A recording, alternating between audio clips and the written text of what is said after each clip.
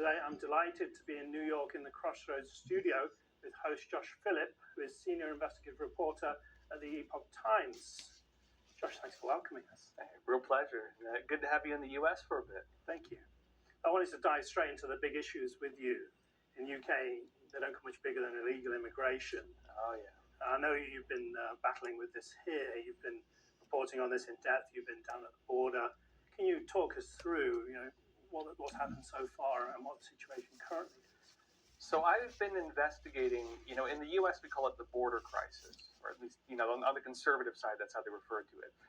And what I wanted to find out was what's actually running it. So I've been down in Mexico. I actually traveled all the way down to Panama. Me and my team, we went to the Darien Gap, which is, dangerous. Oh man, one of the most dangerous places on earth. If you understand, the Pan American Highway runs all the way from the tip of Alaska all the way down the tip of, southern tip of, South America. The only place it does not connect is the Darien Gap. Right. And if you understand too, they could build the Panama Canal. They could not build a road through the Darien Gap. Incredibly dangerous area. But so this is basically how I did my research.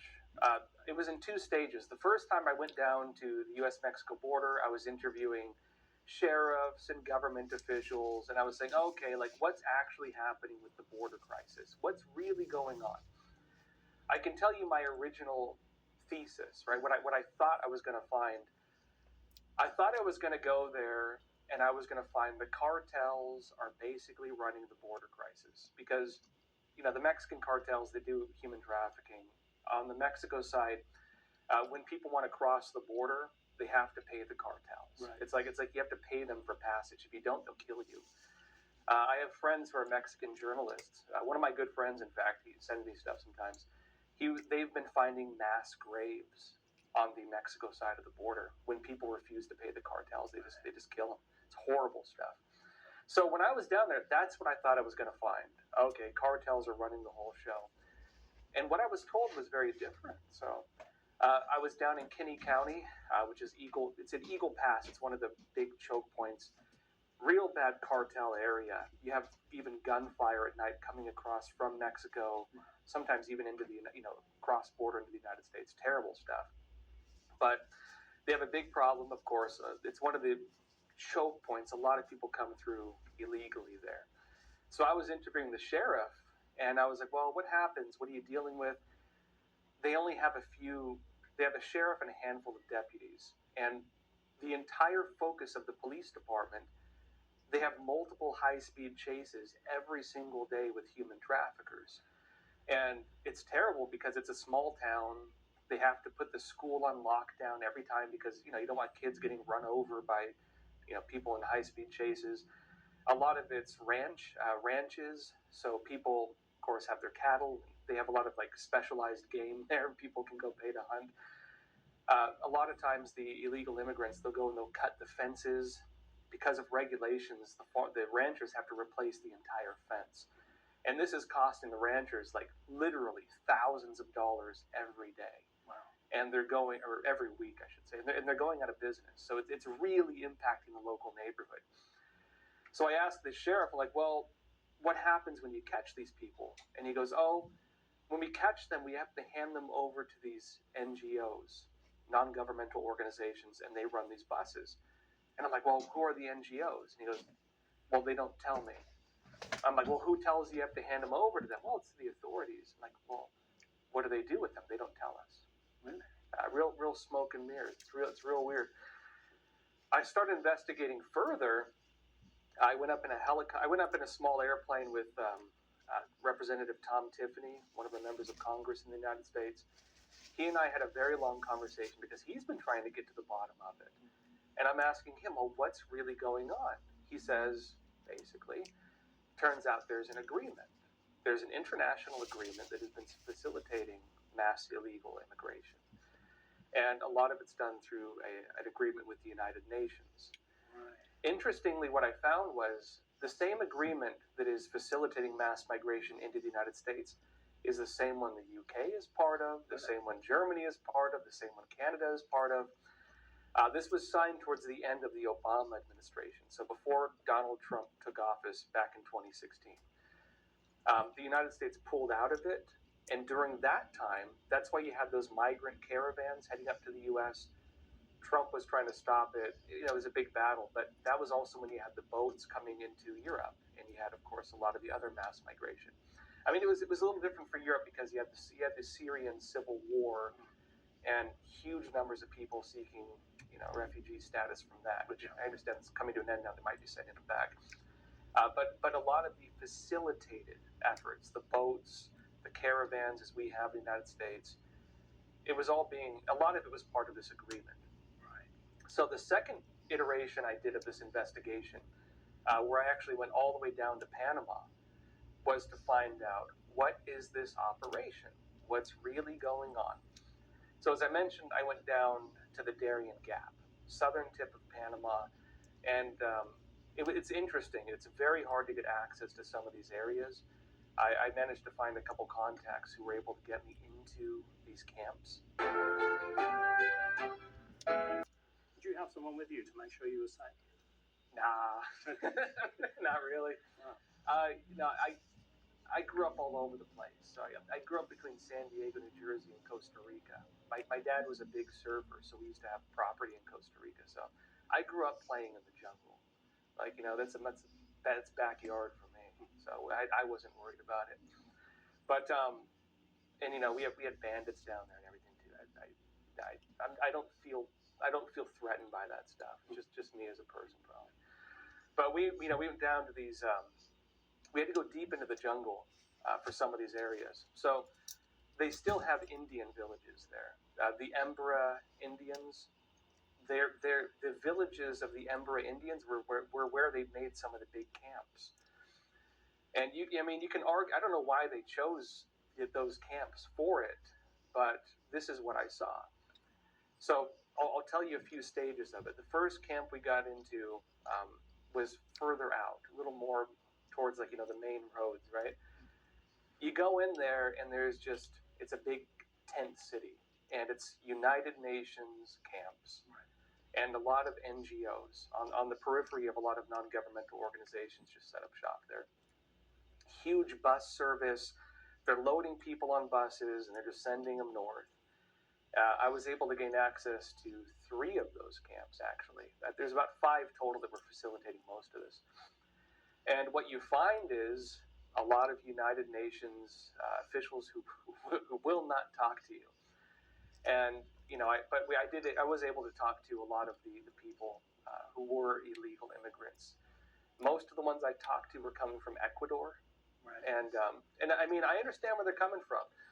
What they told me is they have about 5 gangs in their countries that are making it almost impossible to live. They're terrorizing people, just absolutely terrorizing people. I can tell you personally, nobody I talked to did I get the sense was a bad person. Right. I mean, I can empathize with them. I understand where they're coming from. I talked to a lot of people from Venezuela also. Venezuela used to be one of the top rising economies in the world. Boom, socialist policies just wrecks their economy. And for a lot of people, they saw what was, pretty good quality of life just take a nosedive. Yeah. And life has become very hard for them too. Yeah. And so you have a lot of these types of people, right? I tried to show both sides in my reporting. So I showed what these people are dealing with, and I tried to show that as accurately as possible. But you also find some people, and they're very openly part of really bad gangs. Some of them, Tren de Aragua, you talk to guys that they have signature tattoos, like they have an AK-47 tattooed on their face and stuff. Signature tattoos you find with some of the gangs, and those guys are a lot different. Of course, they're proud that they weren't hostile towards me or anything like that, but you know what they're doing. You go further out, and you go into the actual checkpoints. So one of the areas we gained access to was an Embera Indian village just on the mouth of the Darien Gap.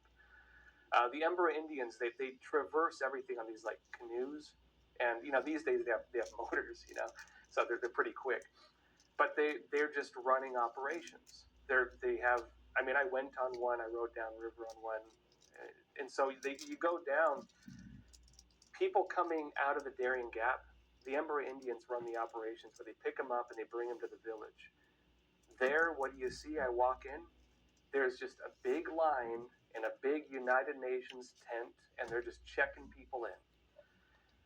What I found is they're registering them for a program.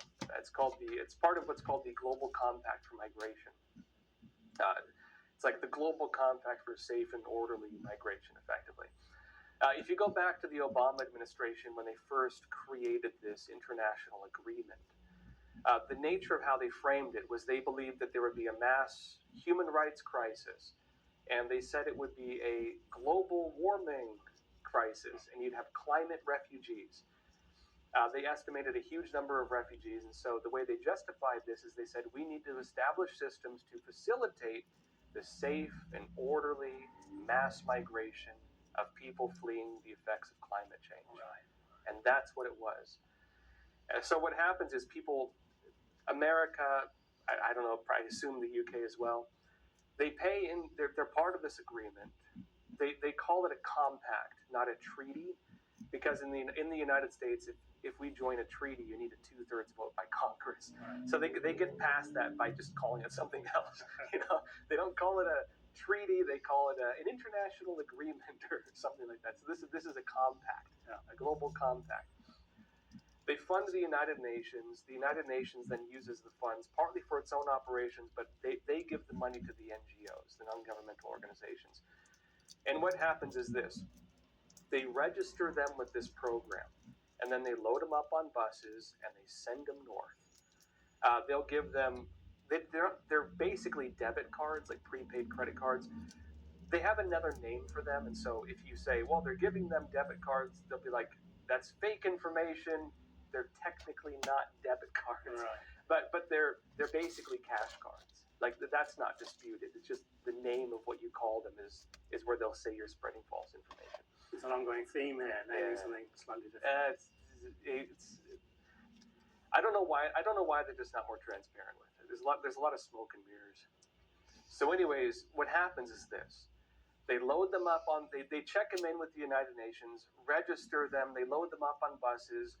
They have all kinds of programs: food, housing, money. Keep them going effectively.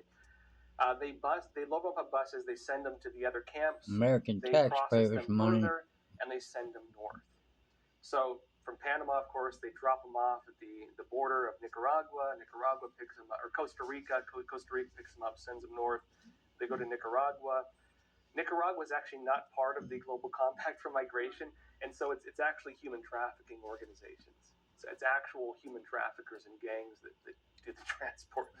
But they're part of it, and so they load them up on buses there. They send them north. Eventually, of course, Mexico, and they bring them north. Eventually, they get out of the buses and they walk, and that's when you see the press pictures of these migrant caravans and so on. When they reach the U.S.-Mexico border, and this is different now with Trump, but at the time, this is what was happening. When they reached the U.S.-Mexico border, it's crazy. So I went to Mexico to see this for myself. When you go to the Mexico side of the Rio Grande, you look at the ground, it's covered with discarded IDs. Driver's licenses, passports, bus tickets, airplane tickets. A real passport. Yeah. I mean, and I'm not exaggerating, covering the ground. Wow. There's not that, I'd say 3 inches. I guess you guys use centimeters. We'll use anything other than the metric system in the United States. You know what I mean? But covering the ground, everywhere. And they have burn pits, and on the sides of the burn pits, you'll see half burned ones.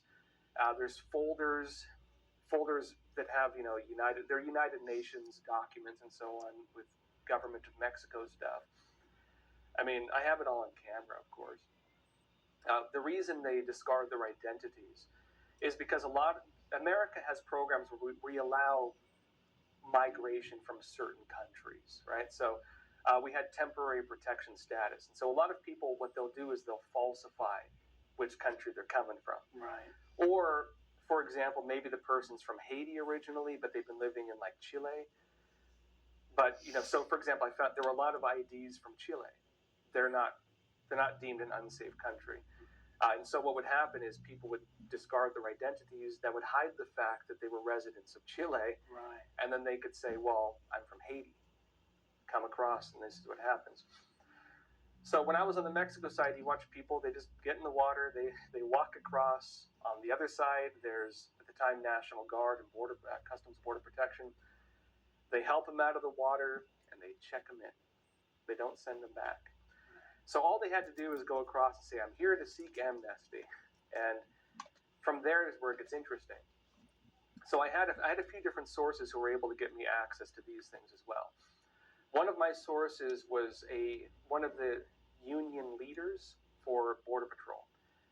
And so he has a little more autonomy than Border Patrol would. Active Border Patrol agent, but he wears two hats. And so he was able to get me to areas he can't normally get to. This is what happens after they bring them into the United States. They've taken to what are called processing facilities. Processing, right?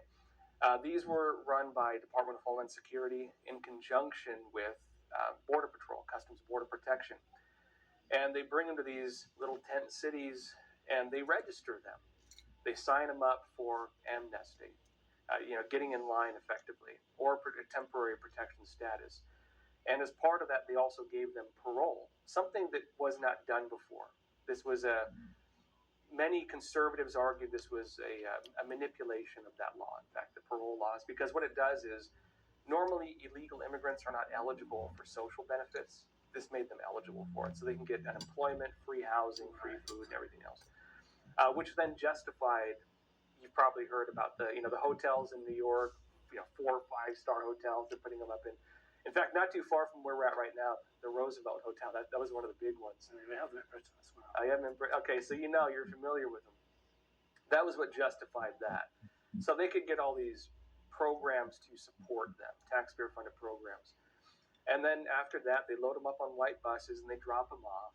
And they get out of the buses, and they have their DHS Department of Homeland Security clearance documents. They've been, they do biometric. They're not undocumented, which is the way a lot of people they say they're undocumented migrants. They're documented. They process them, and they come out with documents, and then they give them a free airplane ticket to anywhere they want to go in the country. So they come out like that. So for that part of my investigation, I met up with the mayor of one of our towns here. It was Chula Vista, and I met with the mayor, and he takes me to one of these drop-off locations, and we watch it. You have these white buses roll up, and they just drop off a bunch of people in his district, and they got to find their way to the hotels, and then you have really sketchy, like private car drivers. They're not government run. They're just random people, and they're human traffickers basically, right. And they pick them up and take them.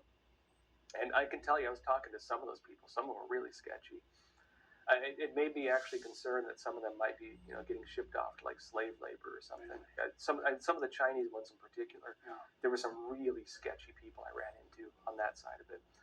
But I was talking to the mayor of Chula Vista, and he was saying, like, I asked him, well, what's happening?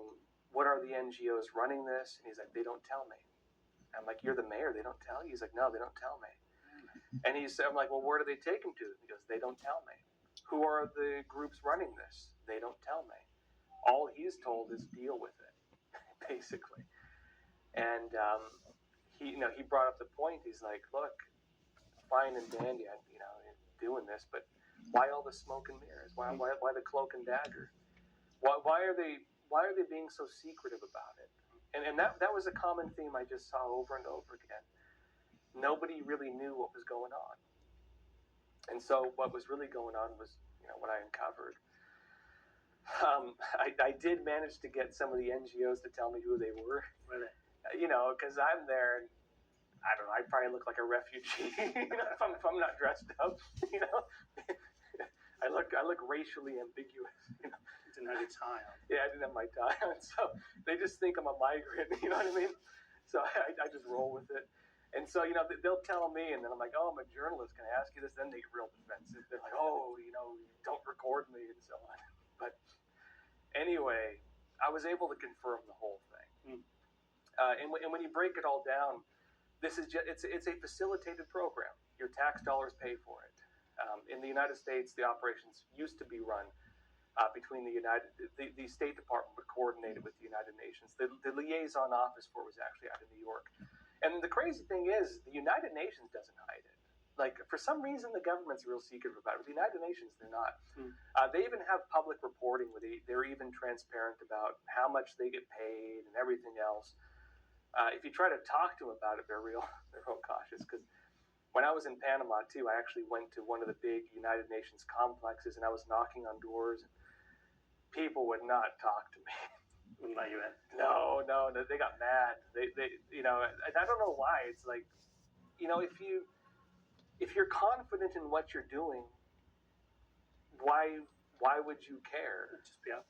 Yeah, and that's what was weird to me. It's like, just tell me what you're doing. Come on. Anyways, so my research on, you know, the migrant crisis, as people call it, basically revealed that it's an agreement. It's a facilitated, planned, funded agreement, and your tax dollars are being used for it. You can watch the rest of this interview at www.ntd.com/British-thought-leaders.